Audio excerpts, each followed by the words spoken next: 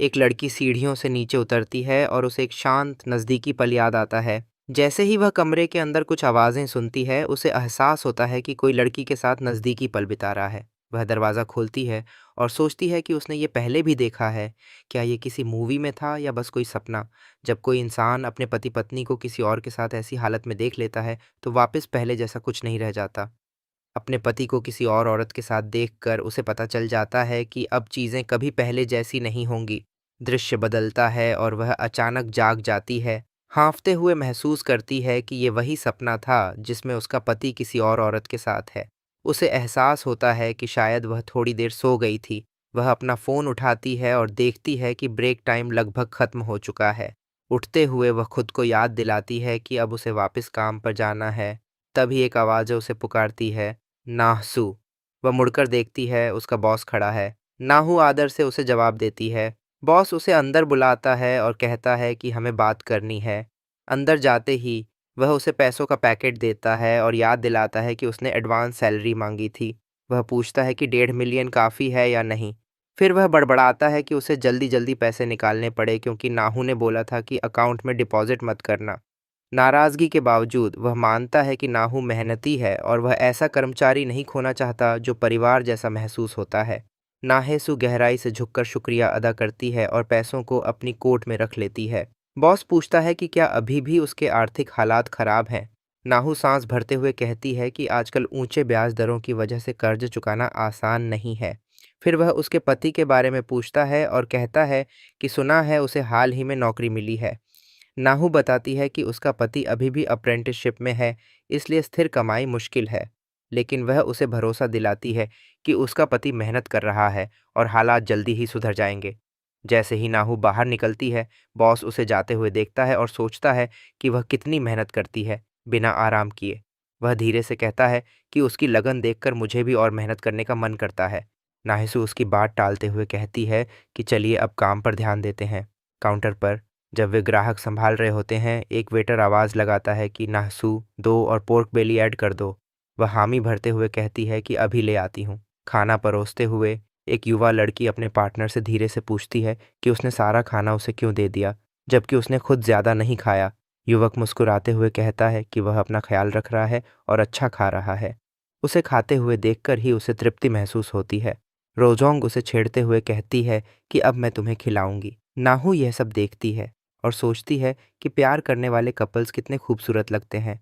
चाहे वो पहला प्यार हो या तीसरा, उनके दिल एक जैसे चमकते हैं। शायद इसकी वजह यह है कि जवानी खुद में खूबसूरत होती है, एक समय जुनून भरे प्यार और टूटे दिल का। वह सोचती है कि क्या इसका मतलब है कि उसकी नीरस जिंदगी अब अपने सुनहरे दौर से आगे निकल चुकी है? क्या उसने अपनी खूबसूरती खो दी है? तभी अचानक उसकी दोस्त ह्वाईजोंग जोर से चिल्लाती है, शिकायत करती है कि ग्राहक बार बार उसे आंटी बुला रहे हैं। हुजोंग को ये इस जमाने में बिल्कुल बर्दाश्त नहीं। नाहू बेपरवाह होकर कहती है कि वह शादीशुदा है और घर संभालने वाली औरत है, तो ये बात ठीक है। हुआई जंग हार न मानते हुए नाहू का चेहरा पकड़कर कहती है कि वह सुंदर है, सबसे सुंदर 33 साल की औरत जिसे वह जानती है। वह कहती है कि भले ही नाहेसु रोज एक ही कपड़े पहनती है, फिर भी वह दिन की रोशनी में भी चमकती है। नाहू विनम्रता से तारीफ टालते हुए कहती है कि चापलूसी से कुछ नहीं बदलेगा। ख्वाइजोंग हंसते हुए कहती है कि वह बस इस बात से खुश है कि उसे इतनी खूबसूरत सहकर्मी के साथ काम करने का मौका मिलता है। नाहू हंसते हुए कहती है कि चलो शिफ्ट खत्म करें और घर चलें। घर लौटते समय नाहसु सीढ़ियाँ चढ़ती है, गहरे ख्यालों में डूबी हुई। उसने कभी विश्वास किया था कि उसका पति सोचता है कि वह तब उसे सुंदर कहता था। उस वक़्त वह बेफ़िक्र, हँसमुख और सबको आसानी से पसंद आने वाली थी। उस समय जवानी सचमुच चमकदार और खूबसूरत लगती थी, लेकिन अब उसे अपनी खूबसूरती महसूस नहीं होती। जैसे ही वह दरवाज़ा खोलती है, वह अपने पति को शराब पीते हुए देखती है।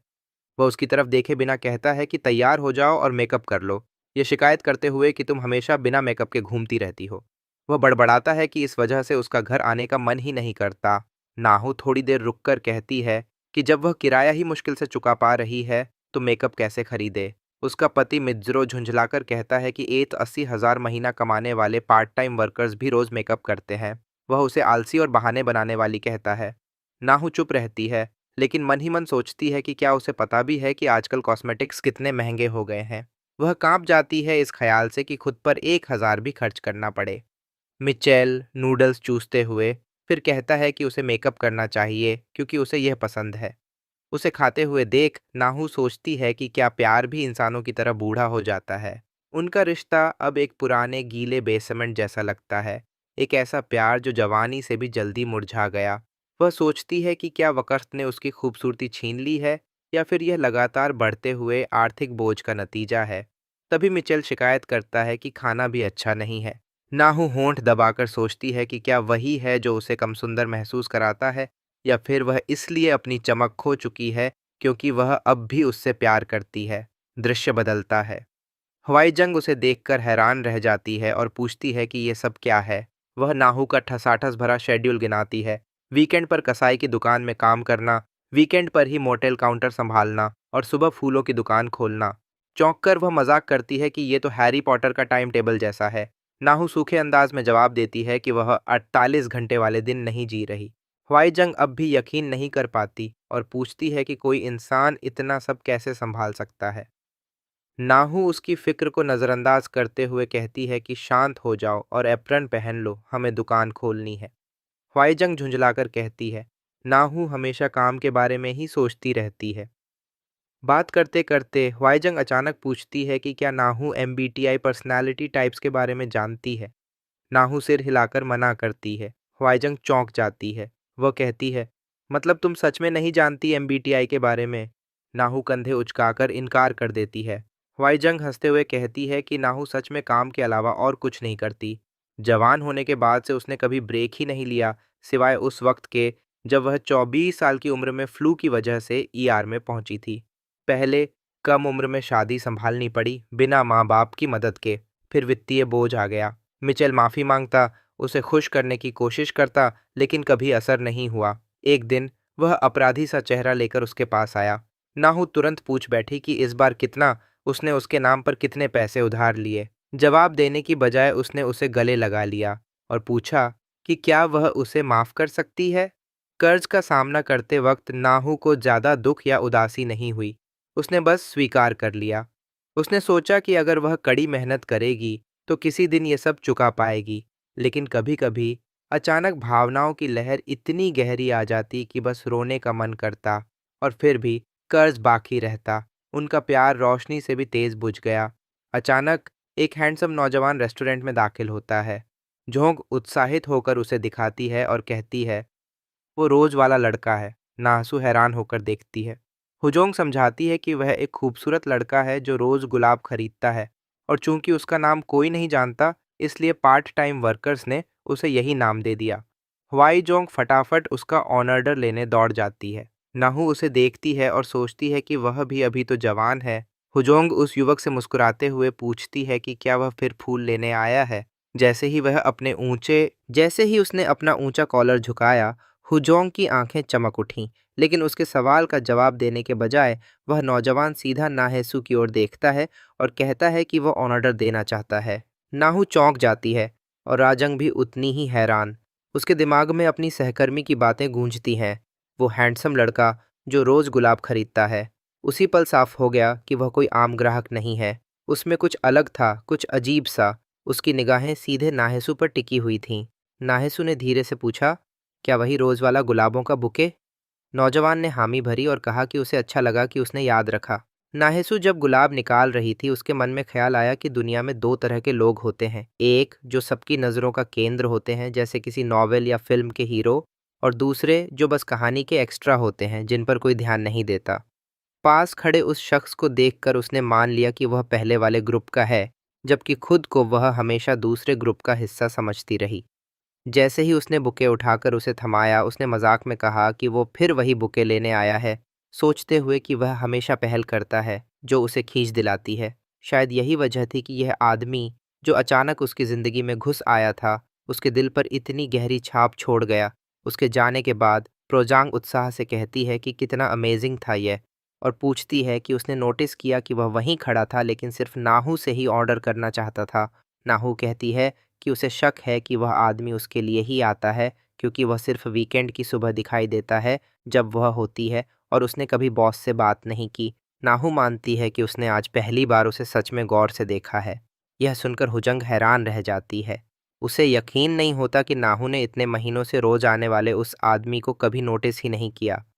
नाहसु थोड़ी उलझन में सोचती है कि शायद यह सच है, क्योंकि उसने अक्सर वही गुलाबों का बुके तैयार किया है। क्वांग शेड्यूल देखते हुए कहती है कि यह समझ में आता है, क्योंकि नाहू हमेशा इतनी बिजी रहती है, लेकिन फिर भी पूछती है कि इतना हैंडसम आदमी कैसे अनदेखा रह सकता है। आखिरकार उसे आज भी वह नौजवान याद है जिसे उसने 10 साल पहले मेट्रो में देखा था। हंसते हुए वह कहती है कि शायद वह आदमी सचमुच नाहू में दिलचस्पी रखता है। नाहू कंधे उचकाकर कहती है कि बकवास मत करो और काम पर ध्यान दो। क्वांग जिद करके कहती है कि यह बकवास नहीं है। क्या नाहू ने नोटिस नहीं किया कि वह कैसे उसे देख रहा था?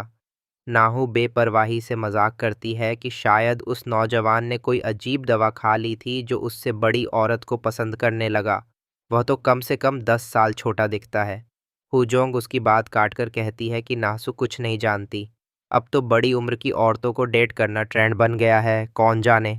शायद सच में उसे नाहू पसंद हो, क्योंकि वह वाकई बहुत सुंदर है। नाहसु चुपचाप मुस्कुराती है, गुलाबों को सूंघते हुए तंज कसती है कि अगर वह सुंदर मानी जाती है तो फिर सारी असली सुंदर औरतें तो मर चुकी होंगी। हुजांग बेपरवाह कहती है कि यह सच है और पूछती है कि क्या लोग अक्सर उससे यह नहीं कहते। नाहेसु को याद आता है कि हाल ही में किसी ने उससे यह कहा था, मगर उसे पता था कि यह सिर्फ एक थकी हुई औरत को तसल्ली देने के लिए कही गई झूठी तारीफ थी। उसे ये तारीफ अजीब लगी थी, ना तो खुशी दी बल्कि हल्की हंसी आई, क्योंकि जिस आदमी से उसे घर में प्यार नहीं मिलता, वही तारीफ बाहर से सुनने को मिलती है। जब हुजांग मजाक करते हुए कहती है कि शायद वे दोनों एक अच्छा जोड़ा बन सकते हैं, नाहू तुरंत कहती है कि उसके पास पहले से ही एक आदमी है। यह सुनकर हुजांग हैरान रह जाती है और पूछती है कि क्या यह सच है। नाहू सिर हिलाकर हामी भरती है। हवाई जंग अब भी यकीन नहीं कर पाती और कहती है कि उसे बिल्कुल अंदाज़ा नहीं था। वह नाहू को डांटते हुए कहती है कि उसने पहले क्यों नहीं बताया, और पूछती है कि उसका पति कैसा इंसान है। दृश्य बदलता है। नाहू का पति मिचुअल घर में घुसते ही बड़बड़ाता है कि कितना थक गया है और पानी मांगता है। वह झुंझलाकर पूछता है कि सादा पानी के अलावा कुछ और है क्या। नाहू बताती है कि जौ की चाय है, लेकिन वह अभी ठंडी नहीं हुई। वह उससे कहता है कि उसे को मिचुल कहता है कि उसमें थोड़ा आइस डाल दो, क्योंकि वह शॉवर लेने जा रहा है। नहाकर जब वह लौटता है तो नाहेसू के बगल में लेट जाता है। गला साफ करते हुए झिझक से उसका हाथ उसकी ओर बढ़ता है। उसे अजीब लगता है कि बिना वर्कआउट किए भी उसका शरीर पहले जैसा ही बना हुआ है। कुछ दिन पहले ही उसके एक दोस्त ने शेखरी मारी थी कि वह एक जवान लड़की को डेट कर रहा है, पर उसका फिगर नाहेसू जितना अच्छा नहीं है। मिचुल ने उस वक़्त बात को टाल दिया था, सोचते हुए कि शायद नाहेसू हमेशा ढीले कपड़े पहनती है, इसलिए ऐसा लगता है। अब वह उसके शरीर को देखते हुए सोचता है कि उसका स्पर्श कितना अच्छा लगता है। हालांकि काफ़ी समय हो गया है जब उन्होंने एक दूसरे को चाहा हो। फिर भी उसे समझ नहीं आता कि नाहू उसके स्पर्श पर प्रतिक्रिया क्यों नहीं दे रही। वह पूछता है कि क्या वह सो रही है। नाहू आंखें खोलकर कहती है कि नहीं। झुंझलाकर वह कहता है कि वह जवाब क्यों नहीं देती, क्या वह कोई लकड़ी की गुड़िया है। वह बड़बड़ाता है कि सब कुछ मज़ेदार होना चाहिए और उससे उम्मीद करता है कि वह भी साथ दे। नाहू धीमे स्वर में कहती है कि वह बस थोड़ी थकी हुई है। यह सुनकर वह झल्ला जाता है और कहता है कि क्या उसे लगता है कि सिर्फ वही काम करती है। वह उसे याद दिलाता है कि वह भी कई पार्ट टाइम जॉब्स करता है। आखिरकार वह आह भरकर कहता है कि रहने दो, और मुंह फेर कर बड़बड़ाता है कि उसे ऐसी उम्मीद ही नहीं करनी चाहिए थी। नाहू धीरे धीरे नींद में डूब जाती है। अगला दिन शुरू होता है। उसका वीकेंड सुबह 6 बजे से शुरू होता है। फूलों की दुकान 8 बजे खुलती है, लेकिन उसे जल्दी उठकर मिचेल के लिए नाश्ता तैयार करना पड़ता है। दरवाज़ा चुपचाप बंद करना होता है और खाना बनाते वक्त ध्यान रखना पड़ता है कि आवाज़ से मिचेल की नींद न टूटे, क्योंकि मिचेल दोबारा गर्म किया हुआ खाना पसंद नहीं करता और ताज़ा सूप के बिना नाश्ता करने से मना कर देता है। इसलिए नाहू हर सुबह उसके लिए नया सूप बनाती है, चाहे कितना ही साधारण क्यों न हो। और नतीजा यह होता है कि जो नाश्ता तैयार करती है, वही अक्सर बिना खाए घर से निकलती है, सिर्फ समय पर काम पर पहुंचने के लिए। नाहू लंबी सांस लेती है और सोचती है कि वक्त कितनी तेजी से बीत जाता है।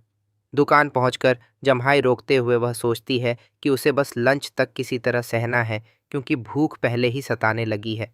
तभी एक ग्राहक अंदर आता है। वह मुस्कुराकर पूछती है कि क्या वह फूल लेने आया है। नौजवान सिर हिलाकर हाँ करता है। नाहू पहचान जाती है। ये वही रोज वाला लड़का है।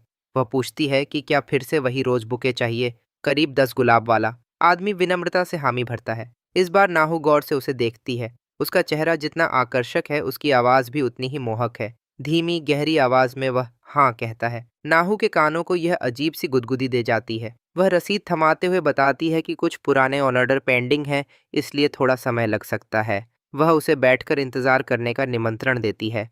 युवक पास ही ठहर जाता है और हल्के से रसीद के किनारे को छूता है। नाहू चौंक जाती है, सोचती है कि क्या उसने अभी कुछ सुना। तभी उसे एहसास होता है कि उसका पेट गुड़गुड़ा रहा है और वह शर्म से लाल हो जाती है। मन ही मन सोचती है कि कहीं उसने यह नोटिस तो नहीं कर लिया। उसी वक़्त हुजोंग की नज़र उस युवक पर पड़ती है और वह तुरंत पहचान जाती है। ये रोज वाला लड़का है। जिज्ञासा से वह सोचती है कि क्या वह सामने खड़ी औरत को जानता है। वह कॉफ़ी उठाता है और उसके चलने का अंदाज देखकर हुजोंग मन ही मन कहती है कि उसका वॉक भी किसी मॉडल जैसा है और सोचती है कि उसकी लंबाई कितनी होगी।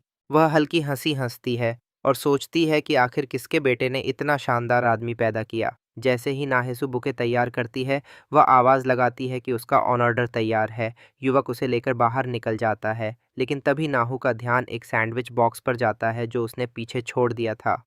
नाहू दौड़ते हुए बाहर जाती है और पुकारती है कि उसने अपना सैंडविच भूल गया। युवक मुड़कर कहता है कि वह तो गिफ्ट है और उससे विनती करता है कि वह इसे स्वीकार कर ले। नाहू हिचकिचाकर कहती है कि वह ऐसा कुछ नहीं ले सकती। युवक पूछता है कि क्यों? क्या इसलिए कि उसके पास इसके साथ पीने के लिए कुछ नहीं है? वह अपना कॉफ़ी कप उसकी ओर बढ़ाता है और कहता है कि उसके पास सिर्फ यही है, लेकिन यह उसे जहर नहीं लगा। नाहू उलझन में पड़ जाती है। युवक फिर से गुजारिश करता है कि कृपया इसे स्वीकार कर लो। अंदर लौटने पर होजोंग मुस्कुराकर उसे ढांढस बंधाती है। "हैगी कि दिए का।" वो कह रही थी कि आदमी को साफ साफ उससे पसंद है। उसने जानबूझकर सैंडविच उसके लिए छोड़ा। नाहिसु हैरान थी कि उसने कॉफ़ी भी छोड़ दी। वो कहती है कि अगर ये दिलचस्पी की निशानी नहीं है तो और क्या है। नाहू थोड़ा हक्का-बक्का रह गई। सोचने लगी कि क्या वो सच में इतनी दयनीय दिखती है। जब उसने खिड़की में अपना चेहरा देखा तो उसे बिना मेकअप के थकी हुई और शरीर पर लाल चकत्तों से भरी औरत नजर आई। उस आदमी का बर्ताव उसे दिलचस्पी से ज्यादा दया और खैरात जैसा लगा। उसे लगा कि शायद उसका पेट इतनी जोर से गरजा कि अगर वो उसकी जगह होता तो गुजरना मुश्किल होता। लेकिन फिर वो सोचती है कि क्या ये वाकई दिलचस्पी की निशानी हो सकती है। वो सोचती है कि उसे तुरंत ही लाइन खींच देनी चाहिए, मगर उसे लगता है कि चूंकि वो बस ऐसी बातें सोच रही है जो शायद कभी होंगी ही नहीं, तो उसका काम थोड़ा आसान हो गया है। हुआईजोंग तो पूछती है कि अब वो क्या करने वाली है, याद दिलाती है कि नाहू ने कहा था उसका बॉयफ्रेंड है। हंसते हुए वो चिढ़ाती है कि क्या नाहू गुलाब ठुकरा देगी या फिर अपने बॉयफ्रेंड को छोड़कर इस नए चाहने वाले के पास चली जाएगी।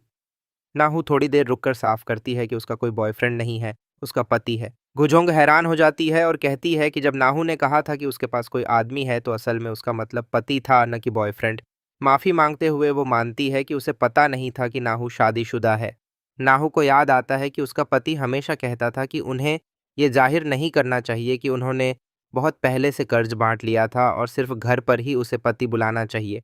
उसे लगता है कि क्यों वो हमेशा उनकी बातें सबको बताती है, जबकि इसमें कोई गर्व की बात नहीं कि तलाक के बाद भी साथ रहना पड़ रहा है। परेशान होकर वो सोचती है कि ये चिढ़ाने वाली बात है, लेकिन वो हुआ जांग से पक्का करती है कि हाँ वही उसका पति है और अब इस बात को खत्म कर दो। इस पर हुआ जांग फिर से माफी मांगती है। फिर सीन बदलकर मिचेल की तरफ जाता है जब एक लड़की उसे कॉफी का कप देती है और कहती है कि काम करते वक्त थोड़ा पी ले। मिचेल उसे देखकर हंस पड़ता है और सोचता है कि ये सब सच में हो रहा है क्या। जब मिचेल और बाकी कर्मचारी सिगरेट पी रहे होते हैं, वो आर्य की बातें करते हैं कि वो वाकई बहुत खूबसूरत है। कोई पूछता है कि क्या उसने सच में कहा कि वो 25 साल की है। सब कहते हैं कि 20 का दशक बड़ा शानदार होता है। कोई और बोलता है कि उस उम्र में त्वचा कितनी मुलायम और तनी हुई होती है। मिचेल को उनकी बातें मज़ेदार लगती हैं और वो मानता है कि बूढ़े लोग अलग अंदाज में सोचते हैं, लेकिन ये भी मानता है कि आर्य में बहुत आकर्षण है और जवान होना अच्छी बात है। एक और कर्मचारी कहता है कि आर्य नए लड़के मिचेल में काफ़ी दिलचस्पी ले रही है। सब कहते हैं कि उसकी नज़रें बिल्कुल बदल जाती हैं जब वो मिचेल को देखती है और याद करते हैं कि जब उन्होंने उसे किसी और से मिलाने की कोशिश की थी तो उसने साफ मना कर दिया था कि उसे दिलचस्पी नहीं है। फिर एक और कहता है कि मिचेल अच्छा दिखता है और शायद 33 साल का होगा, जो एकदम सही उम्र है किसी से मिलने की, खासकर जब वो सिंगल है। जैसे ही हिजी और उसकी दोस्त गली के पास से गुजरती है, मिचेल मानता है कि हाँ वो सच में सिंगल है। बाकी लोग उसे उकसाते हैं कि कोशिश करे क्योंकि हिजी काफ़ी खूबसूरत है।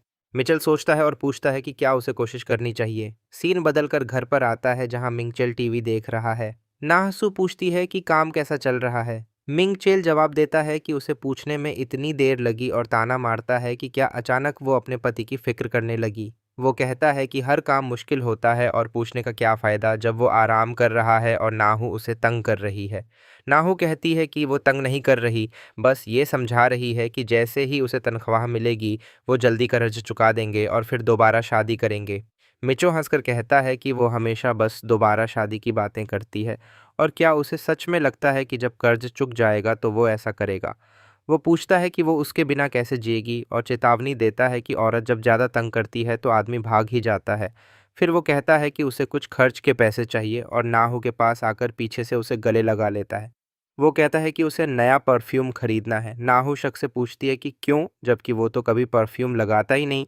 मिंग समझाता है कि अब जब वो काम पे जा रहा है तो देखता है कि बहुत से अच्छे खासे सजे धजे लोग, यहाँ तक कि बड़े उम्र वाले भी परफ्यूम लगाते हैं। वो कहता है कि अकेला वही दफ्तर में बूढ़े आदमी जैसा बदबूदार नहीं लग सकता। नाहू पूछती है कि कितना पैसा चाहिए।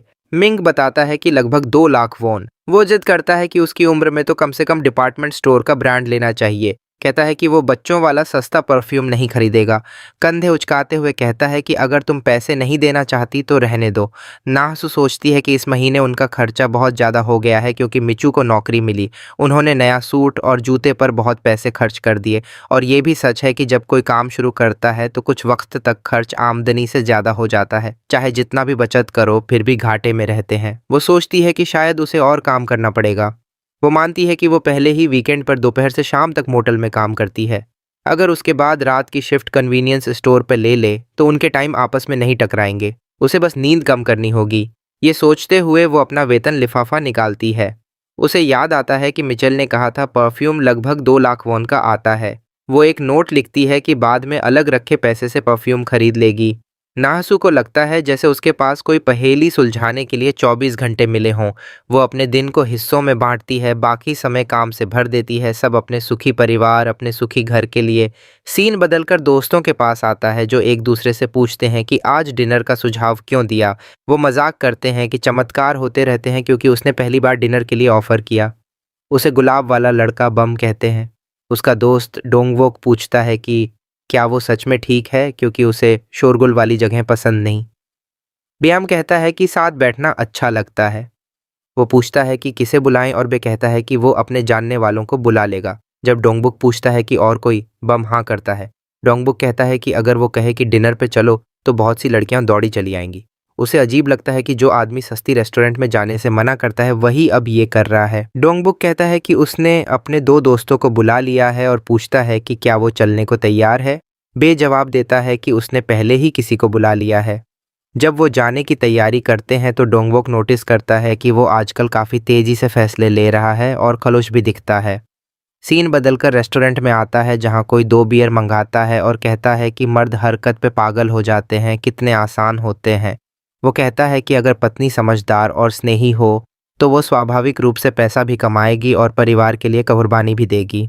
अनु को मिचो की बातें याद आती हैं कि मर्दों को बस रोमांच और मज़ा चाहिए, लेकिन वो अपनी पत्नी के लिए स्नेही नहीं होते। वो सोचती है कि क्या ये कहना भी मुमकिन है कि मर्द वक़्त के साथ साथ उदासीन नहीं हो जाते। कभी तो वो बहुत स्नेही थे, वो भी पहले ऐसी ही थी। वो सवाल करती है कि क्या वो काफ़ी समझदार या स्नेही नहीं थी। शक करने लगती है कि क्या उसने ही उनका रिश्ता बिगाड़ा। तभी एक आवाज़ नासु को पुकारती है और कहती है कि ग्राहक आया है। जैसे ही वो मुड़कर उनका स्वागत करती है और पूछती है कि कितने लोग हैं, उसे सामने बे दिखाई देता है। पहचानते ही उसे एहसास होता है कि वही गुलाब वाला लड़का है। जैसे ही बांते अपने दोस्तों के साथ गुजरता है, वेट्रेस 4 लोगों की टेबल बुलाती है। लड़की कहती है कि हाँ, वो 4 लोगों का ग्रुप है। नाहू माफ़ी मांगती है और समझाती है कि वो थोड़ी गुमसुम थी। फिर वो उन्हें बैठने के लिए स्वागत करती है। वो खाना तैयार करती है, अपने दोस्त की बात याद करते हुए कि गुलाब वाला लड़का उसे पसंद करता है, ये बताते हुए कि शायद वो उसमें दिलचस्पी रखता है। वो सोचती है कि उसे उसमें कोई दिलचस्पी नहीं है। उसने कभी ऐसा सोचा भी नहीं और उससे भी ज़्यादा उसने कभी ऐसी तवज्जो चाही भी नहीं। हालांकि उसे शर्मिंदगी महसूस होती है कि नौजवान ने वो बातचीत सुन ली, फिर भी किसी वजह से उसके लिए उस पर नज़र डालना मुश्किल लगता है। वो सोचती है कि उसके बगल में बैठी लड़की उसकी गर्लफ्रेंड है क्योंकि वो दोनों साथ में अच्छे लगते हैं। उसे लगता है कि शायद वो गुलदस्ता भी उसी के लिए था। छोटे लोगों के साथ काम करते हुए उसे कभी पता नहीं चलता कि वो क्या बातें करेंगे, और वो खुद को संभालने की कोशिश करती है। तभी लड़की बाय को पुकारती है और पूछती है कि वो क्या देख रहा है, क्योंकि काफी देर से घूर रहा है। डोंगवुक उसे हिजी कहकर बुलाता है और कहता है कि ये तो जैसे एक बीमारी है। बाउम को उसमें जरा भी दिलचस्पी है और इसी वजह से वो हमेशा ऐसा करता है, चाहे इधर उधर देखे या बस ऐसे ही ध्यान लगाए। वो पूछता है कि बाउमटी क्यों लोगों के चेहरे पर ही घूरता रहता है। हिजी उसे चुप कराती है और कहती है कि ये कोई डिस नहीं है। वो डोंग वुक को कोसती है जब वो ताना मारते हुए पूछता है कि क्या वो सच में लोगों को ऐसे डराती है। उनका दोस्त माहौल शांत करने की कोशिश करता है, लेकिन बुमोंटे उसका पैर दबा देता है और याद दिलाता है कि डोंगवुक मांस जला रहा है। डोंगवुक मानता है, कहता है सब ठीक रहेगा और उसे बस खाने को कहता है। हिजी फिर बम्बई को पुकारती है और पूछती है कि वो औरत को क्यों घूरता रहता है और क्या वो एक दूसरे को जानते हैं। बम्बई मुस्कुराकर मान लेता है कि साफ है कि वो जानते हैं। हिजी हैरान हो जाती है और सोचती है कि उसे थोड़ा अंदाज़ा था, लेकिन यकीन नहीं था कि वो सच में उसे जानता है। दृश्य नाहू सू के घर बदलता है, जहां वो घर का काम कर रही है और उसे एक कपड़ा दिखता है, मिचुल की फटी हुई टी शर्ट। वो सोचती है कि उसे गुस्सा आएगा और मानती है कि अभी ज़्यादा समय नहीं हुआ जब उसने ये खरीदी थी, इसलिए इसे फेंकना अफसोस की बात होगी। वो सोचती है कि इसे सिल ही ले। जब मिचुल लेटा हुआ है तो पूछता है कि नाहुसू आराम करने की बजाय क्या कर रही है, जिस पर वो जवाब देती है कि वो सिलाई कर रही है। मिचुल जिज्ञासा से पूछता है कि वो क्या सी रही है और कपड़ा ले लेता है, उसे बेकार कहकर। वो पूछता है कि क्या वो सच में अभी उससे कपड़े खरीदने को कह रही है। अगर ऐसा है तो वो भूल जाए। नाहू पूछती है कि वो इसे क्यों फेंक दे, ये अब भी पहना जा सकता है, लेकिन मिचुल जिद करता है कि आदमियों को ऐसा दयनीय व्यवहार पसंद नहीं। उसे घिसा हुआ अंडरवियर पसंद नहीं और ढीला पड़ा हुआ उससे भी ज्यादा नफरत है। कहता है कि ये उसे बूढ़ा आदमी महसूस कराता है। नाहू सोचती है और मानती है कि सब कुछ उसे उसी की याद दिलाता है। उसे समझ नहीं आता कि उन्होंने क्या बातें की थीं, लेकिन पूरी बातचीत गलतफहमी थी। वो सोचती है कि क्यों वो इतनी शर्मनाक और अपमानजनक यादें बार बार याद करती है, जबकि वो उन्हें भूलने की पूरी कोशिश करती है। नाहू मिचुल से कपड़ा वापस मांगती है, जिस पर वो आह भरता है और कहता है कि वो कुछ भी कहे हमेशा उदास ही लगता है। वो उसे खींचकर उठाता है और कहता है कि उसमें कोई आकर्षण नहीं, कोई मूड नहीं और औरत होने की कोई समझ नहीं। फिर भी इन सब के बावजूद वो अब भी उसके साथ रहना चाहता है। कहता है कि वही उसके लिए अकेला है, जिस पर नाहू चुपचाप हामी भर देती है। सर्दियों में ठंडी हवा उनके सेमी बेसमेंट अपार्टमेंट की दीवारों को चीरकर उनकी त्वचा को चुभती है। तंग और जर्जर घर में कैद होकर ही घर में उनकी जिंदगी बिल्कुल साधारण मगर बदकिस्मती से भरी रहती है। हो सकता है उसे इस तरह जीना नापसंद हो, लेकिन वो सब कुछ सिर्फ उसके लिए सह लेती है। अगले दिन जब नाहू खाना बांध रही होती है, मौसम की रिपोर्ट में बताया जाता है कि दोपहर में बारिश हो सकती है और देर रात तक जारी रहेगी। नाहू सोचती है कि शायद शाम तक बारिश रहेगी और छाता ले जाने का फैसला करती है। वो सोचती है कि कौन सा अभी सही सलामत है। नतीजे में उसे लगता है कि एक ठीक है और दूसरा फटा हुआ। चूंकि घिसा हुआ वाला अभी भी चलता है, इसलिए वो उसे थोड़ी देर और इस्तेमाल करने का सोचती है और अच्छा वाला मिचेल को देने का। दृश्य ऑफिस में बदलता है, जहां मिचेल आरी को बुलाकर पूछता है कि वो कहाँ जा रही है। वो जवाब देती है कि वो ऑफिस की कॉफ़ी लेने जा रही है। जैसे ही वो मिचेल के पास से गुजरती है, वो पूछता है कि क्या इंस्टेंट कॉफ़ी ख़त्म हो गई है, जिस पर आरी पूछती है कि नया पैक कहाँ है। मिचेल कहता है कि उसने एक बार वहीं देखा था। जैसे ही आरी उसे लेने की कोशिश करती है, अचानक चीख पड़ती है और मिचेल के पास कूद जाती है। हैरान मिचेल पूछता है कि क्या हुआ। आरी घबराकर बताती है, वहाँ कीड़े हैं। मिचेल राहत की सांस लेकर मजाक करता है कि उसे लगा उसने कुछ गलत कर दिया है और पूछता है कि क्या वो सच में कीड़ों से इतनी डरती है। आरी बताती है कि वो सिर्फ डरती ही नहीं बल्कि बहुत ज़्यादा डरती है। मिचेल से चिपकते हुए उसका यह रूप उसे प्यारा लगता है और वो कहता है कि वो कीड़े को पकड़ लेगा। पूछता है कि कहाँ है, लेकिन जब वो इधर उधर देखता है तो कुछ नहीं मिलता। जबकि आरी जिद करती है कि वो सच में था। मिचुल सोचता है कि नाहसू कभी कीड़ों से नहीं डरी, जिससे आरी जैसी लड़की उसे ताजगी भरी लगती है। लगभग ऐसा लगता है जैसे काम पर आना कुछ मायने रखता है। दृश्य दुकान में बदलता है, जहां नाहसू कहती है कि आज कोई लेट आया है। नाहू पूछती है कौन, और उसकी दोस्त बताती है कि गुलाब वाला लड़का। ये जोड़ते हुए कि इस मुश्किल पार्ट टाइम जॉब में कम से कम उसका हैंडसम चेहरा देखना कुछ राहत देता है। उसे देखते ही नाहेसू उसकी आमद की घोषणा करती है। नाहेसू असहज होकर जल्दी से पीछे फूल संभालने चली जाती है, जिस पर उसकी दोस्त पूछती है कि वो अचानक क्यों जा रही है।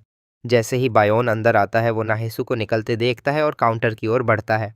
नाहू पूछती है कि क्या कोई खास फूल चाहिए, जिस पर बायोन जवाब देता है कि वही रोज का गुलाबों का गुलदस्ता चाहिए। नाहू सोचती है कि उसने इधर उधर देखे बिना ही कैसे तय कर लिया। बाद में सुबह होते ही बारिश जोरों से बरसने लगती है। नाहू सोचती है कि अच्छा हुआ आज उसका उससे सामना नहीं हुआ, लेकिन समझती है कि वो हमेशा उसे टाल नहीं सकती। शर्मनाक पल कुछ ही दिनों में मिट जाते हैं। वो भारी बारिश के पूर्वानुमान पर सोचती है, नोट करती है कि सचमुच मूसलाधार हो रही है और उम्मीद करती है कि मिचेल अपना छाता याद रखेगा। जैसे ही वो अपना खोलती है वो चरमराकर टूट जाता है। उसे याद आता है कि सुबह ठीक लग रहा था लेकिन अब पूरी तरह टूट चुका है। हालांकि कन्वीनियंस स्टोर ज़्यादा दूर नहीं है, मगर इतना पास भी नहीं कि बारिश में दौड़ सके। चूंकि बारिश रात तक रहने वाली है, वो यहाँ हमेशा इंतज़ार नहीं कर सकती। गरीबी चुपचाप लोगों को परिभाषित कर देती है। यहाँ तक कि सस्ता छाता भी उसे इस हाल से बचा सकता था अगर उसने पहले ही नया खरीद लिया होता। वो सोचती है कि अब क्या करे। जानती है कि अगर मिचेल को फ़ोन किया तो शायद उसे बुरा लगेगा, खासकर क्योंकि वो नई नौकरी में ढलने से पहले ही थका हुआ है। वो कुछ देर और इंतज़ार करने का सोचती है। तभी अचानक उसके ऊपर एक छाता आ जाता है। वो भौंटे है।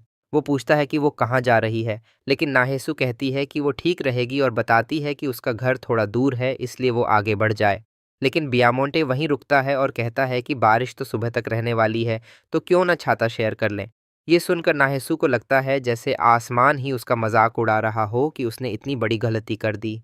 पूरी स्थिति उसे लगभग मजबूर कर देती है कि वो इस आदमी से बच नहीं सकती। उसे यकीन था कि उसने सिर्फ नेकदिली से अच्छा ऑफर दिया है। अगर वो और इनकार करती तो ये अजीब लगता, क्योंकि हालात पहले से ही थोड़े अटपटे थे। नाहू ने उसका शुक्रिया किया, सोचते हुए कि क्यों न छाता शेयर कर ही लिया जाए। बारिश में चलते हुए नाहू को एहसास हुआ कि वो दोनों घर की तरफ ही जा रहे हैं। उसकी उम्मीदों के उलट उस आदमी ने एक भी शब्द नहीं कहा, लेकिन तेज बारिश की वजह से एक ही छाते को बांटना उतना अजीब नहीं लग रहा था जितना उसने सोचा था। वो अपनी लंबाई के हिसाब से असामान्य रूप से धीरे चल रहा था। यहाँ तक कि मिचेल भी, जो लंबा था, उनके साथ चलते हुए हमेशा पीछे रह जाता था। शायद ये आदत उसके अंदर पहले से ही बैठ गई थी जब वो किसी और का ख्याल रखता था।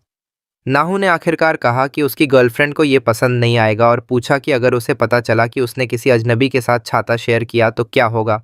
भोंटे ने सीधा पूछा कि किसने कहा कि उसकी गर्लफ्रेंड है। नाहू ने पूछा कि क्या वो वही औरत नहीं थी जिसे उसने बारबेक्यू रेस्तरां में उसके साथ देखा था। उसने साफ किया कि वो उसकी गर्लफ्रेंड नहीं, बस एक दोस्त है, जिससे नाहू सोच में पड़ गई कि क्या सचमुच ऐसा ही है। वो नाहू के करीब आया और जिद की कि ये सच है और उससे कहा कि उस पर यकीन करे।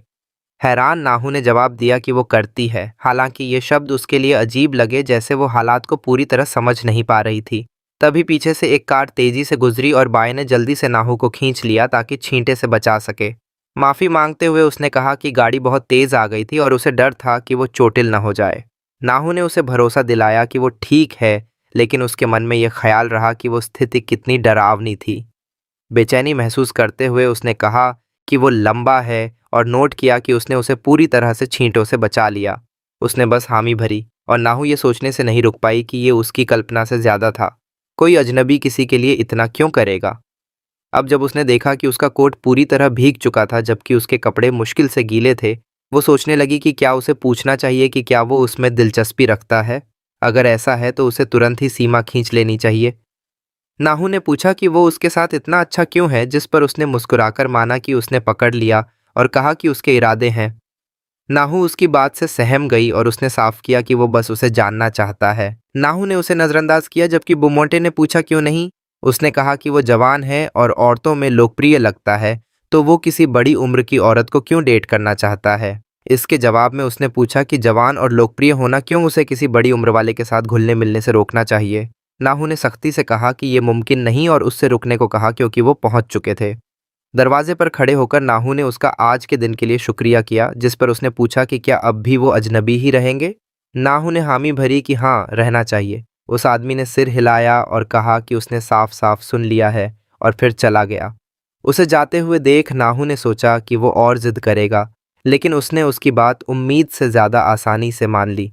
उसके यूं चुपचाप और ठोस अंदाज में जाते हुए देखना अजीब तरह से गहरा और असरदार लगा। सीढ़ियां उतरते हुए नाहिसू सोच रही थी कि आखिर वो उस जैसी औरत में दिलचस्पी कैसे लेने लगा। शायद इसलिए कि वो अभी जवान था और कभी कभी ये बस जिज्ञासा भर होती है। घर पहुंचकर उसे पता चला कि मिचेल अपना छाता साथ नहीं ले गया था। उसे दुकान पर कही बात याद आई कि किसी को कंपनी के सामने से उठाना पड़ेगा और शायद मिचेल इसकी कद्र करेगा। दृश्य बदलता है जहां नाहू छाता लेकर मिचुल के ऑफिस पहुंचती है। बाहर खड़ी होकर वो उसे पुकारती है, लेकिन कोई जवाब नहीं आता। ऐसा लगता था कि उन गिर पड़ा था और उसने अभी तक वो मैसेज भी नहीं देखा था जो उसने उसे लेने आने के लिए भेजा था, शायद इसलिए क्योंकि उसका फोन बैटरी खत्म हो गई थी। उसे अफसोस हुआ कि बिना कंफर्म किए और बिना कोई प्लान बनाए वो इतनी दूर आ गई और उसने घर वापस जाने का सोचा। तभी उसने मिचेल को एक और लड़की के साथ छतरी शेयर करते हुए देखा। पास आते ही नाहू ने गहरी नजर से देखा, जिससे उस लड़की एने तरी तानने ने मिचेल से उस औरत के बारे में पूछा जो उन्हें देख रही थी। मिचेल ने कैजुअल बनने की कोशिश की और नाहू से पूछा कि क्या हुआ और क्या वो उसे पिक करने आई थी इतनी तेज बारिश में। बात संभालने की कोशिश में मिचेल ने समझाया कि ये तो बस फैमिली मैटर है, जिस पर ए ने माफी मांगी। मिचेल ने धीरे से कहा कि नाहसू उसकी करीबी दोस्त है, लगभग रिश्तेदार जैसी, ताकि ए बिना और सवाल किए चली जाए। अलविदा कहते हुए मिचेल ने कहा कि वो छतरी ले लेगा, जिस पर ए ने सिर हिलाया और चली गई। फिर नाहसू से मिचेल ने पूछा कि वो इतनी दूर उसे लेने क्यों आई बिना पूछे, ये तो उसके स्वभाव के खिलाफ था कि इतनी केयरिंग करे। जब नाहसू ने जवाब नहीं दिया तो मिचेल ने और पूछा कि वो कर क्या रही है और क्या वे निकल रहे हैं। नाहसू, जो अभी भी देखी हुई बात से परेशान थी, उसने उस लड़की के बारे में पूछा। मिचेल ने साफ किया कि वो आ ही है, उसकी कोवर्कर। नाहसू के चेहरे के भाव देखकर उसने पूछा कि क्या वो सच में सोचती है कि सब कुछ लड़का और लड़की के आकर्षण पर ही आधारित होता है। नाहू ने इनकार करने की कोशिश की, लेकिन मिचेल ने उसे शांत होने को कहा और बताया कि शायद इसलिए क्योंकि उसके पास दोस्त कम हैं या बात करने वाले लोग कम हैं। उसने याद दिलाया कि भले ही पहले ये आम नहीं था, लेकिन अब के समाज में लड़के लड़कियों के बीच दोस्ती, सहकर्मी और दूसरे रिश्ते नॉर्मल हैं। उसने विनती की कि इतनी शर्मिंदा करने वाली बात मत करो और नाहू को वहीं सोच में छोड़कर चला गया। बम्प के वो शब्द जो उसने कहे थे कि वो उसे जानना चाहता है, उसके कानों में गूंज रहे थे, जैसे छतरी के नीचे धीमी आवाज। अब उसे एहसास हुआ कि उसने एक मौका खो दिया और उसे साधारण समझकर टाल दिया। अगले दिन नाहू और नाहसू दोनों थकी हुई थीं। नाहू ने शिकायत की कि ये तो पीक सीजन भी नहीं है, फिर भी इतने सारे ग्रुप ऑर्डर हैं, और बोली कि कस्टमर को ऐसे डिमांड्स के लिए एक्स्ट्रा पे करना चाहिए। उसने मजाक में कहा कि शायद उसका शरीर काम के बोझ से गिर ही जाएगा। नाहसू ने कहा कि वो आराम करे और सारे ऑर्डर वो संभाल लेगी। शुक्रगुजार होकर नाहू ने कामना की कि दिन शांत बीते और कोई नया कस्टमर ना आए सिवाय रोजेस के। उसका चेहरा देखना, उसने कहा, हमेशा उन्हें हिम्मत देता था। तभी दरवाज़ा खुला और दोनों चौंक गईं जब बायमोंटे अंदर आया और नाहसू की तरफ हल्की नज़र डाली। नाहसू को पागलपन लगा कि रोजगाय सच में आ गया था और आज भी वो उतना ही हैंडसम लग रहा था। नाहू ने हंसते हुए कहा कि वो आराम करेगी और बायमोंटे से कहा कि ऑर्डर नाहसू से करे, लेकिन ऑर्डर करने की बजाय बायमोंटे ने नाहसू को इग्नोर किया और चुपचाप उसके पास से निकल गया। उसके बाद 2 हफ्ते बीत गए और मिचेल अक्सर देर से घर आता, वीकेंड पर भी काम करता क्योंकि वो बहुत बिजी था। इसके अलावा सब कुछ नॉर्मल ही लग रहा था जब तक कि उसने रोजस वाले लड़के से ये नहीं कहा कि वो कभी भी दोबारा जान पहचान वाले नहीं होंगे, और बाय बड़ी आसानी से उसकी जिंदगी से निकल गया। उन शब्दों को सोचते हुए नाहू को अजीब लगा कि वो कितनी आज्ञाकारी तरह से चला गया, दूर चला गया, जिससे ऐसा लगा जैसे उसकी दिलचस्पी उसमें सिर्फ एक गुजरती हुई जिज्ञासा थी। उसने सोचा कि अच्छा हुआ ये कोई गहरी भावना नहीं थी। गहरी भावनाएं अक्सर ऐसे निशान छोड़ देती हैं जिन्हें मिटाया नहीं जा सकता। पिछली रात वो बिना मिचेल को आते देखे ही सो गई थी और तब से उसकी कोई खबर भी नहीं मिली, जिससे उसे सोचने पर मजबूर होना पड़ा कि क्या वो सही सलामत काम पर पहुंचा भी था। तभी एक कस्टमर ने 4 सर्विंग पोर्क बेली ऑर्डर करने के लिए आवाज़ लगाई, जिस पर नाहू ने कहा कि वो संभाल लेगी।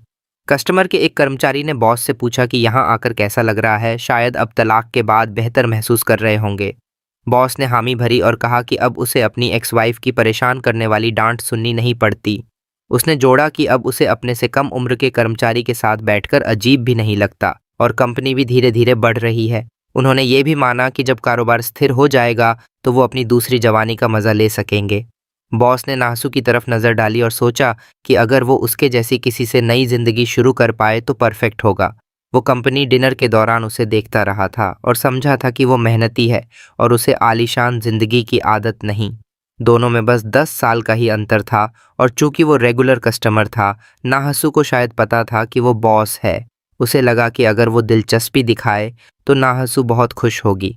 उसने ड्रिंक मांगी और जब कर्मचारी ने डालने की पेशकश की तो बॉस ने मना कर दिया, कहते हुए कि वो चाहता है नाहसू ही उसे डाले। कर्मचारियों ने याद दिलाया कि ये अभी भी एक रेगुलर रेस्टोरेंट है, लेकिन बॉस जरहिद करता रहा, नाहसू जल्दी करो। अचानक रेस्टोरेंट में एक चीख गूंज उठी। बॉस ने पूछा कि क्या वो जानती है कि वो कौन है। बॉस तुरंत भागा और हालात पर सवाल करने लगा। तभी वेटर ने भी उसे बुलाया। बॉस बड़बड़ाया कि वो हरामखोर मधुमक्खी नाहसू का पीछा कर रही है और उसे टेक स्टोर का भावी प्रेसिडेंट बताया। गुस्से में बॉस ने पूछा कि कितनी बार उसने उनकी दुकान पर आकर मदद की थी मुश्किल वक्त में। उसने शिकायत की कि कर्मचारी उसके साथ ये कैसा बर्ताव कर रहे हैं। झुकते हुए दुकान के मालिक ने गलती मानी, स्टाफ की तरफ से माफी मांगी और मुआवजे के तौर पर एक्स्ट्रा मीट देने का ऑफर किया।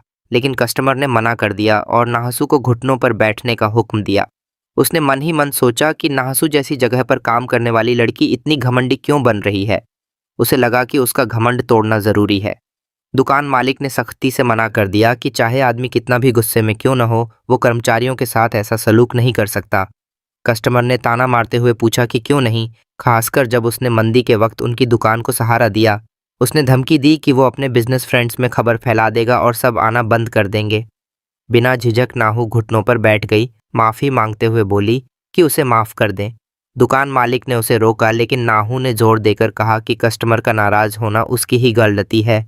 उसने विनती की कि वो आगे भी उनकी दुकान पर आता रहे। बाद में किचन में दुकान मालिक ने पूछा कि उसने इतनी हद क्यों पार कर दी, जबकि उसने खुद ही सुन लिया था कि वो आदमी कितना घटिया है। नाहू ने बस इतना कहा कि आजकल कंपनी डिनर बहुत कम होते हैं और ऐसे कस्टमर खोना नुकसान होगा। उसने माना कि दुकान मालिक हमेशा कितना ध्यान रखता है और वो परेशानी नहीं देना चाहती थी। दुकान मालिक ने लंबी सांस ली और कहा कि दुनिया वाकई बहुत कठिन है, जहां बुरे लोग और वैसे ही सोच वाले लोग भरे पड़े हैं। नाहसू ने उसे भरोसा दिलाया कि वो ठीक है और सच में यही मतलब था उसका। उसने बताया कि जब वो छोटी थी तब उसने हर तरह के काम किए, कई रातें जागकर दुख झेले और उसका दिल अब मजबूत हो गया है, दर्द के लिए बेजान सा। वो पैदल घर जाने का सोच रही थी, लेकिन बॉस ने उसे छोड़ने की पेशकश की। नाहू ने मना कर दिया और बताया कि उसने वीकेंड्स पर एक कन्वीनियंस स्टोर में पार्ट टाइम जॉब पकड़ ली है। ये सुनकर दुकान मालिक हैरान रह गया। उसने पूछा कि उसने ये टाइम कब निकाला और मजाक में कहा कि क्या उसका शरीर स्टील का बना है। नाहू ने उसे आश्वस्त किया कि ये सिर्फ वीकेंड पर है, इसलिए संभालना आसान है। दुकान मालिक ने सांस भरी और हिचकिचाते हुए पूछा कि क्या वो बहुत कर्ज में डूबी हुई है। ये सवाल नाहसू के लिए दर्दनाक याद बन गया। उसे याद आया जब मैंने उसके घर में घुस आया था, सामान तोड़ रहा था और मिचौ बार बार माफ़ी मांग रहा था। उसने गिड़गिड़ाकर कहा था कि अगर वो कर्ज चुका दे तो वो फिर से शादी करेंगे और हमेशा खुश रहेंगे। गहरी सांस लेते हुए नाहू ने उस याद को झटक दिया और बॉस की तरफ हल्की सी मुस्कान दी। आज भी जब हवा पुराना दरवाज़ा हिलाती तो उसे लगता कि कहीं कोई कर्ज वसूलने वाला न हो, लेकिन फिर भी वो बेहतर भविष्य का सपना थामे रही। इसी बीच वो बदतमीज कस्टमर शराब पीकर लड़खड़ाता बाहर निकला और बड़बड़ाया कि उसे नाहसू को घुटनों पर देखकर कितना सुकून मिला। उसने सोचा कि अगर वो अच्छे से कहता तो वो वैसे ही मान जाती, लेकिन उसने नहीं किया। उसे लगा कि शायद नाहसू जानती भी नहीं कि वो कौन है। उसने सोचा कि इतनी खूबसूरत लड़की को ये उम्मीद नहीं करनी चाहिए कि लोग उसे नज़रअंदाज करेंगे। उसने मन में तय किया कि पहले उसका घमंड तोड़ना ज़रूरी है, ताकि बाद में वो उसके साथ अच्छा बर्ताव करे। अब जब उसने डांट लिया है तो सोचा अगली बार अगर नरमी दिखाएगा तो नाहसू उस पर फिदा हो सकती है। हंसते हुए वो ये सब सोच रहा था, लेकिन उसे पता भी नहीं चला कि बियॉन चुपचाप उसका पीछा कर रहा था। वो आदमी सोच रहा था कि अगले हफ्ते फिर आएगा और नाहू से अकेले में बात करेगा। तभी बियॉन ने उसे लात मारी और वो जमीन पर गिर पड़ा। गुस्से में आदमी चिल्लाया कि ये कौन है और क्या इसे मरने का शौक है। बिना झिझके बियोंसे ने उसका सिर पकड़ लिया और ठंडी आवाज में पूछा कि असल में मरना कौन चाहता है। दर्द से हक्का बक्का आदमी वहीं जम गया। जब बियोंटे ने उसे उकसाया कि मारकर दिखा, हिम्मत करके कोशिश तो करे। गालियां बकते हुए आदमी ने कहा कि बुमोंटे को बड़ों की इज्जत करना भी नहीं आता। उसने अपने बॉक्सिंग के दिनों की शेखी बघारी और एक मुक्का मारा। बुम पर इसका कोई असर नहीं हुआ। वो बस मुस्कुराया और पूछा कि क्या यही उसका बेस्ट था। हैरान और गुस्से में आदमी ने पूछा कि बुम है कौन। बुम ने बस कहा कि अगर वो नहीं जानता तो यही उसका मौका है पता करने का, और फिर उसने उस पर मुक्कों की बारिश कर दी। दृश्य बदलकर कन्वीनियंस स्टोर में आ गया, जहां नाहसू काम कर रही थी।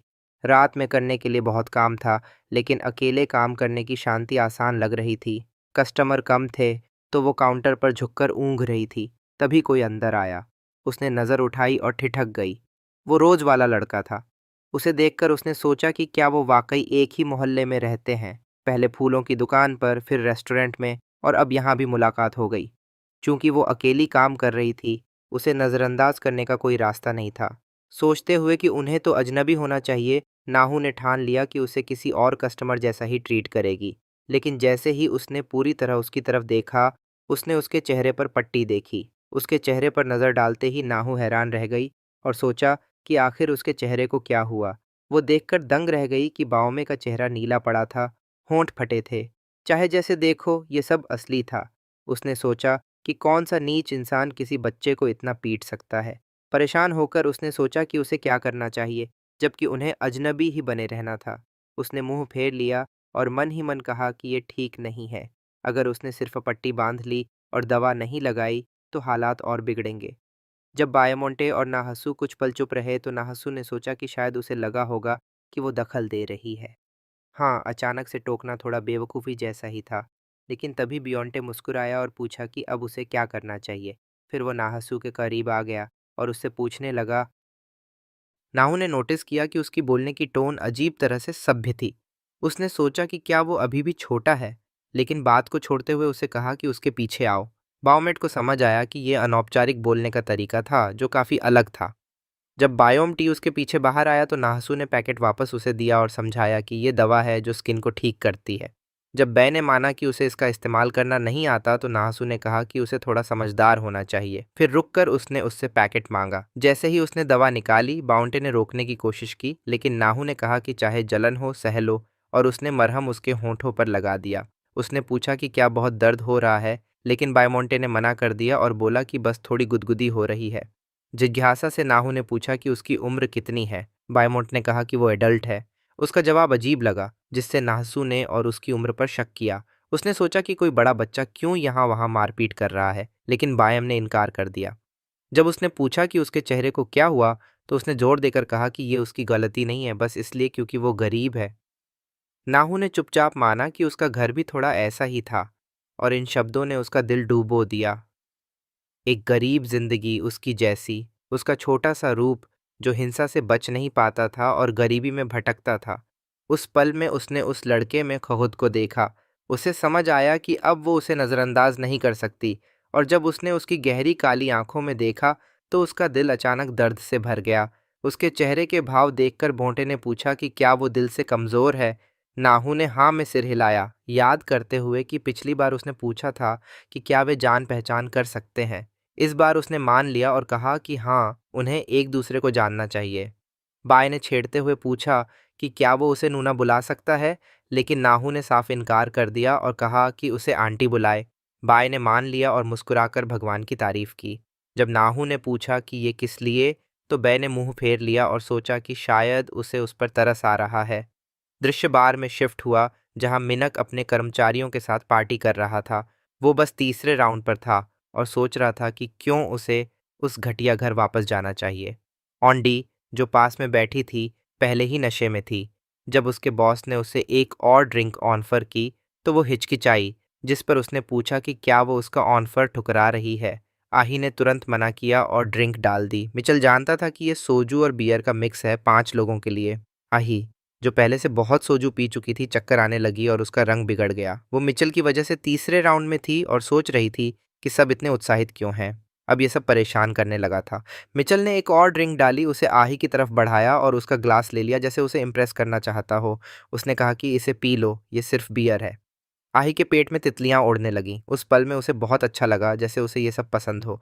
कर्मचारी मिचेल को छेड़ने लगे और उससे उसकी पसंद की औरतों के बारे में पूछने लगे। हंसते हुए उन्होंने उसके आइडियल टाइप के बारे में पूछा और उल्टा ये भी पूछा कि उसे कैसी औरतें बिल्कुल पसंद नहीं। मिचेल कुछ देर सोचता रहा और नाहू के बारे में सोचा। उसने कहा कि उसे ऐसी औरतें बिल्कुल पसंद नहीं जो हमेशा उदास और आंटी जैसी लगती हैं, जिनमें कोई इमोशन नहीं होता और जो सिर्फ आराम के लिए ढीली ढाली अंडरवियर पहनती हैं। ये सुनकर सारे कर्मचारी हंस पड़े और उससे सहमत हुए। एक कर्मचारी ने कमेंट किया कि मिंचुल कभी कभी शादीशुदा आदमी की तरह बात करता है जबकि वो अभी तक सिंगल है। उन्होंने सवाल किया कि आखिर वो जिस टाइप की औरतें नापसंद करता है उसकी डिटेल इतनी क्यों दे रहा है। इतना स्पेसिफिक होना अजीब था। आमतौर पर सेलिब्रिटीज अपने आइडियल टाइप के बारे में बहुत धुंधले जवाब देते हैं, लेकिन जैसे ही उनके पास कोई प्रेमी होता है उनके जवाब बहुत डिटेल में हो जाते हैं। मिचेल भी शायद कुछ वैसा ही था। चाहे वो इनकार करे, पर शायद अंदर ही अंदर वो सबका प्यार चाहता था। मिचेल ने आह भरते हुए बात को टाल दिया और कहा कि ऐसा बिल्कुल नहीं है। उसने जोर देकर कहा कि उसे तो अच्छे कपड़े पहनने वाली जवान लड़कियां पसंद हैं, न कि उदास, बदसूरत, मिडिल एज वाली औरतें। दृश्य वापस नाहू पर शिफ्ट हुआ जब उसे बीए के साथ अपनी पिछली बातचीत याद आई। जब उसने उसका नाम पूछा था तो उसने अपना नाम बे बताया था। अभी के पल में नाहसू ने कहा कि नाम थोड़ा अनोखा है, लेकिन ये अच्छा है कि उन्होंने एक दूसरे को जानने का फैसला किया। उसने नोट किया कि मिचेल ने अभी तक उसके आखिरी मैसेज का जवाब नहीं दिया। शायद वो बहुत बिजी होगा और कंपनी लाइफ में एडजस्ट करना भी मुश्किल होता है। उसने ठान लिया कि बिना वजह वो उसे कांटेक्ट नहीं करेगी। उधर मिचेल आही की मदद कर रहा था, जो साफ तौर पर बहुत नशे में थी। उसने पूछा कि उसका घर कहाँ है और ऑफर दिया कि अगर वो खुद घर जा सकती है तो उसके लिए टैक्सी बुला देगा। आही ने सिर हिलाया, लेकिन बोलने की कोशिश करते हुए उसने मिचेल को गले लगा लिया।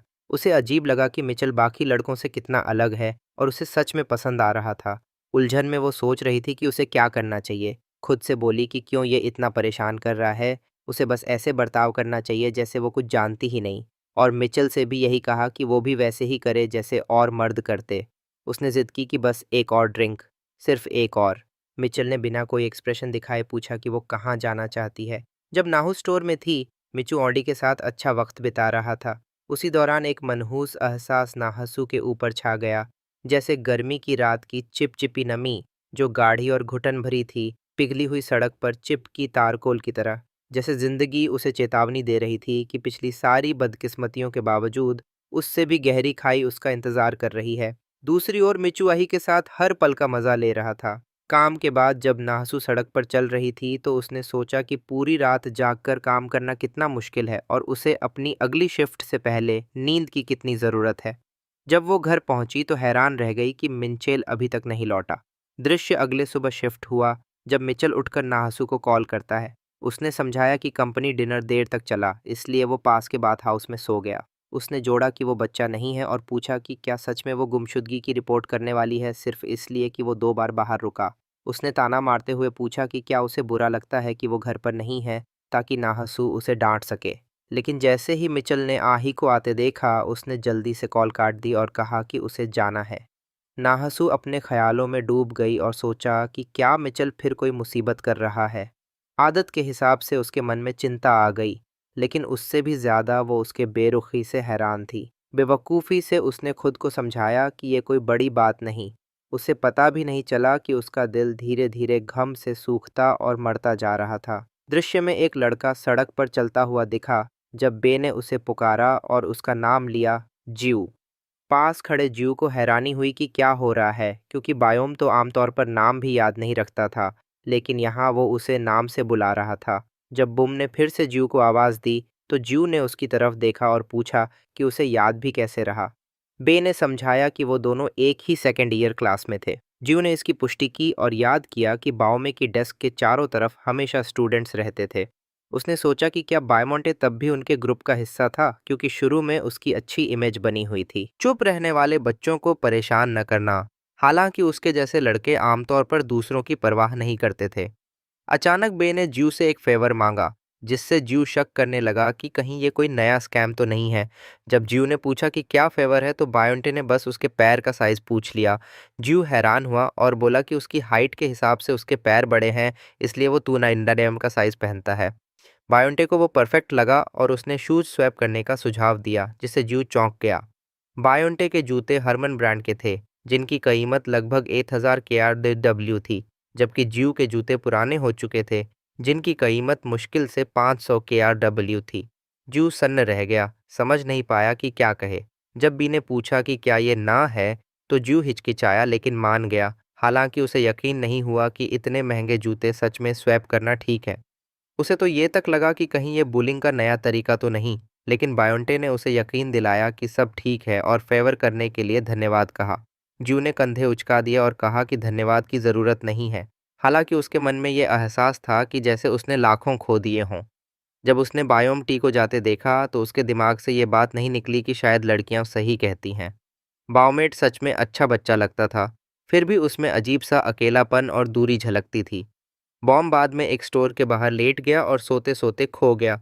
तभी एक लड़की आई और उसके एक ईयरफोन को उठा लिया। वो हेजी थी, जिसने जिज्ञासा से पूछा कि वो क्या सुन रहा है। धुन सुनकर वो अजीब से गाने पर हैरान हो गई, जिसमें आंटियों का जिक्र था। बायोमोंटे ने बेतकल्लुफ़ी से कहा कि ये अच्छा गाना है, जिस पर हिजी ने बुदबुदाया कि वो बेवकूफ़ है।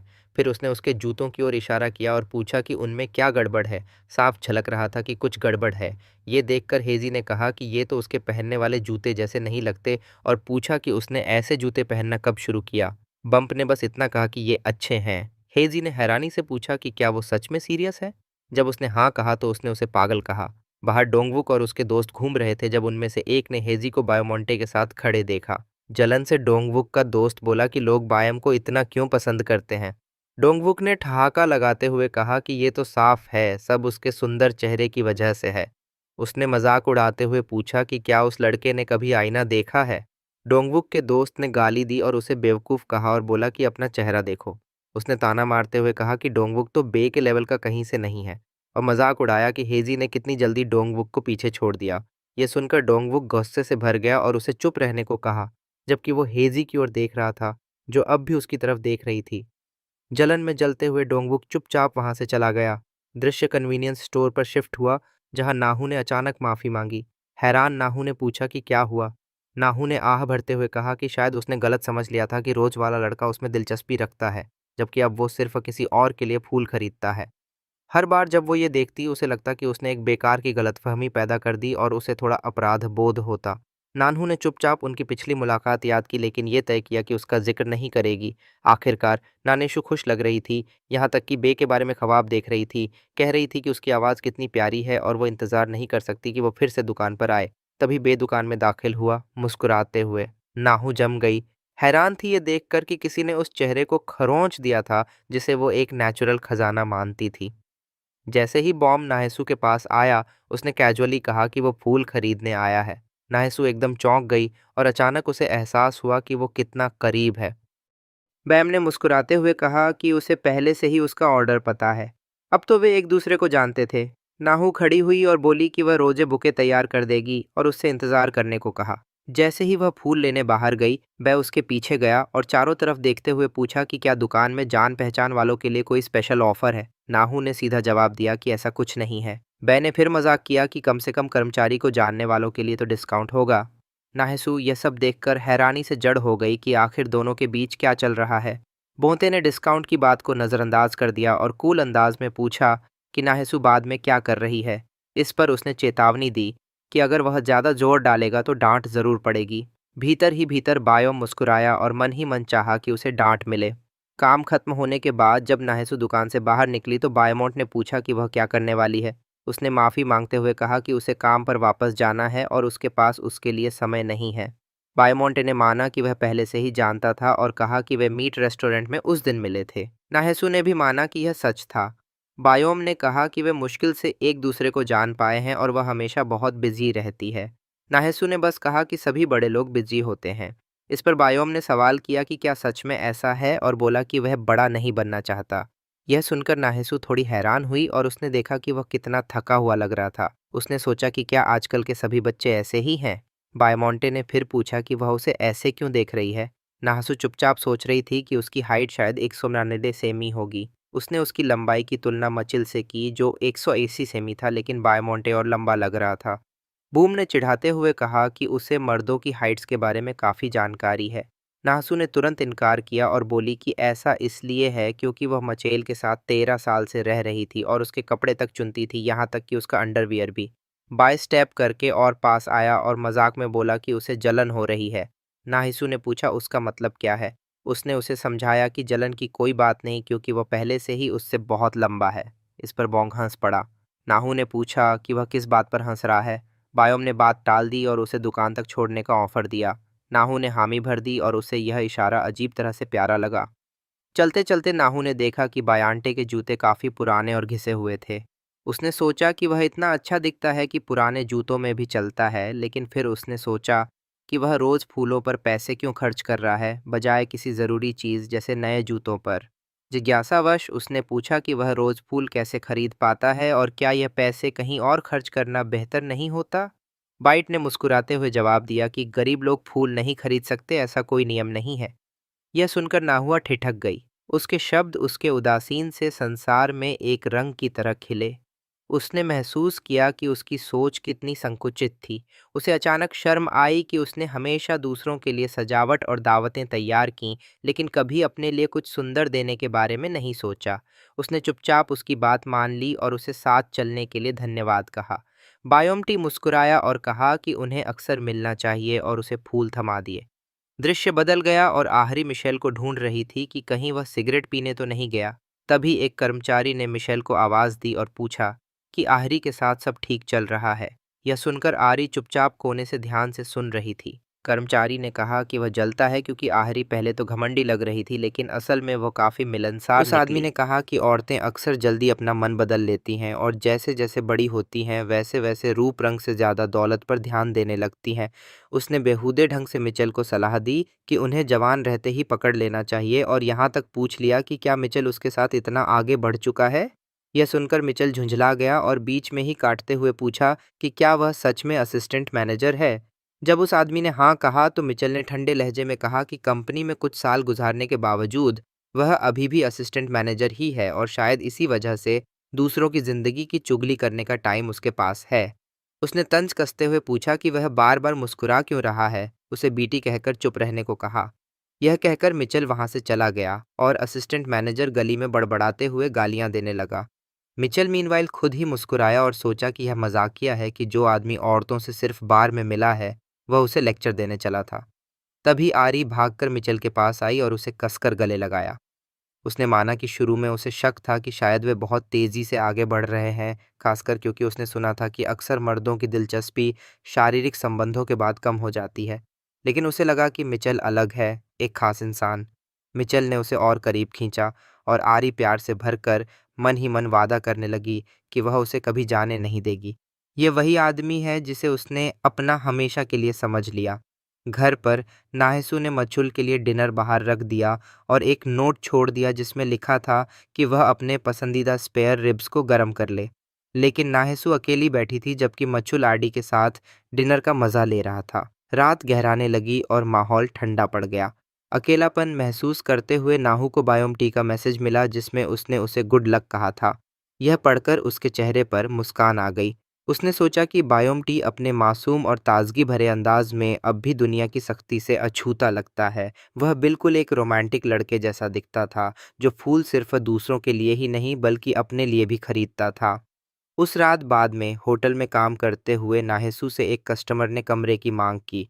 फिर उसने जिद की कि वह उसके लिए कुछ लड़कियां बुलाए। नाहेसू ने पेशेवर रहते हुए कहा कि उसे सिर्फ पेमेंट के लिए उसका क्रेडिट कार्ड चाहिए, यह सब नहीं। वह आदमी उलझन में कार्ड देते हुए बोला कि बस रूम दे दो। नाहू ने सख्ती से कहा कि वह इस तरह की मांग पूरी नहीं कर सकती। तभी दूसरा कस्टमर अंदर आया और पूछा कि क्या कोई रूम उपलब्ध है। नाहू ने हाँ कहा तो उसने अपना कार्ड थमाकर कहा कि बचे हुए सारे कमरे बुक कर दो। चौंक कर नाहसू ने पूछा कि क्या वह सच में सारे कमरे चाहता है। जब उस आदमी ने सिर हिलाया तो हॉलवे में बायमोंटे को फोन पर नोटिफिकेशन मिला कि कस्टमर बाहर आ रहा है। पहला कस्टमर गाली बकते हुए बाहर निकला और कहता रहा कि बिजनेस वाले सिर्फ घमंडी लोगों से काम करते हैं। वह बड़बड़ाता रहा जबकि बायंते चुपचाप उसके पीछे गया। होटल में मालिक आई और सारे कमरे बुक देख हैरान हो गई। उसने खुशी से नासू से कहा कि बिजनेस अच्छा चल रहा है और उसे जल्दी घर जाने का सुझाव दिया।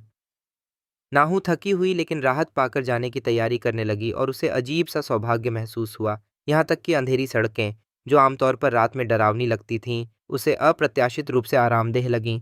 लेकिन घर जाते हुए उसे पता भी नहीं था कि यह शांति का दुर्लभ पल असल में तूफान से पहले की खामोशी थी। इसके बाद जब नाहेसू सब्जियां काट रही थी, उसे बायोमटी का मैसेज आया जिसमें लिखा था कि आज सामान्य से ज़्यादा ठंड है और उसने उसे गर्म कपड़े पहनने की सलाह दी।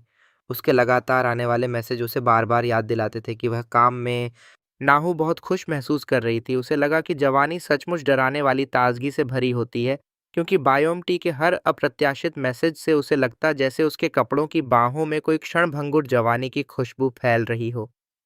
क्लब में बायोंटे मैसेज देखकर मुस्कुराया। तभी उसके पास बैठे डोंगवुक ने हैरानी से पूछा कि क्या चल रहा है और वह अचानक क्यों हंस रहा है। बायोंटे ने कहा कि कोई उसकी कॉल्स इग्नोर कर रहा है, एक लड़की, जिस पर डोंगवुक ने उसे चिढ़ाया। डोंगवुक ने अंदाजा लगाया कि वह लड़की से ही बात कर रहा है और शायद वही कॉल्स इग्नोर कर रही है। फिर उसने यह भी पूछा कि क्या हीजी को इसकी जानकारी है। दृश्य नाहिसू के घर का हो गया, जहां मचेल पीछे से आकर उसे गले लगाता है और पूछता है कि वह क्या बना रही है। नाहू ने जवाब दिया, सीवीड सूप। मचेल ने कहा कि वह इसका स्वाद चखेगा और उससे उसे खिलाने को कहा। नाहू ने चेताया कि यह गर्म है और ध्यान से खाना, लेकिन मचेल ने जिद की कि वह फूंक मारकर उसे खिलाए।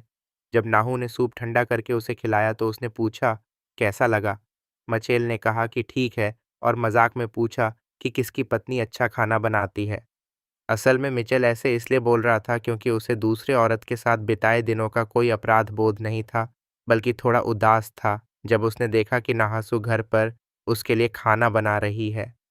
चाहे वह बाहर कुछ भी करे, नाहू की जिंदगी हमेशा एक जैसी लगती थी। उसने सोचा कि क्या सचमुच ऐसे हालात रिश्ते को और मजबूत कर सकते हैं। नाहुस ने उसे वापस ख्यालों से जगाया और पूछा कि क्या कुछ हुआ है। मिचेल ने इनकार किया और कहा कि परफ्यूम खरीदने के लिए दिए गए पैसों के लिए शुक्रिया। जब नाहसू ने पूछा कि क्या उसने खरीदा तो मचेल ने माना कि उसने नहीं खरीदा क्योंकि वह बिजी था, और जब उसने देखा कि नाहू कितनी मेहनत से पैसा कमाती है तो खर्च करने का मन नहीं हुआ। नाहू ने कहा कि कोई बात नहीं, वह खरीद सकता है। मिचेल ने सोचा कि नाहू हमेशा की तरह दयालु, उबाऊ और अजीब इंसान है जो हर चीज में ठीक लगती है। मिचेल ने अपना हाथ नाहेसू के कपड़ों पर रखा जिससे वह शर्म से लाल हो गई। वह उसे आरी से तुलना करने लगा और करीब जाकर बोला कि बस एक बार कर लेते हैं। नाहसू चौंककर बोली कि क्या उसका दिमाग खराब हो गया है। मिचेल ने मना करते हुए कहा कि क्या वह किसी जानवर जैसा लगता है जो ऐसी बात पर गुस्सा कर जाएगा, और फिर बोला कि वह अपने काम पर लौट जाए। उसके लिए नाहू एक ऐसे फूल जैसी थी जिसे उसने लापरवाही से जवानी में तोड़ लिया था। खूबसूरत लेकिन साधारण फूल जो ध्यान के बिना खिल नहीं सकता और जिसने अपने रंग दिखाना भूल गया था। लेटकर मचेल ने आरी को मैसेज किया कि वीकेंड है और वह बस घर पर आराम कर रहा है। आरी ने पूछा कि क्या वह उसे मिस करता है और मिलने का सुझाव दिया। मिचेल ने सोचा कि क्या उसे आरी के पास जाना चाहिए क्योंकि उसे वैसे भी परफ्यूम खरीदना था, या फिर नाहिसू के साथ रहना चाहिए। दृश्य अतीत की ओर चला गया जब नाहू किसी कपड़े के टैग को देखते हुए सोच रही थी कि यह बहुत महंगा है। मचेल ने आकर पूछा कि वह क्या देख रही है, लेकिन नाहेसू ने टाल दिया और एक पर्स की तरफ बढ़ गई। जब मचेल ने पूछा कि क्या उसे वह बैग पसंद है तो नाहेसू ने मना किया। मिचेल ने कहा कि यह लग्जरी आइटम है और कम से कम 10 लाख क्रक्स का होगा। यह सुनकर नाहेसू चौंक गई। उसने सोचा कि आखिर कैसा बैग इतना महंगा हो सकता है, और फिर इस ख्याल को छोड़कर कहा कि चलो निकलते हैं। मिचेल ने मन ही मन गाली दी और उस पल को याद करके सोचा कि नाहेसू को ब्रांड्स और लग्जरी सामान के बारे में कुछ भी नहीं पता, और उसने सोचा कि आखिर वह क्यों उसके साथ जाएगा।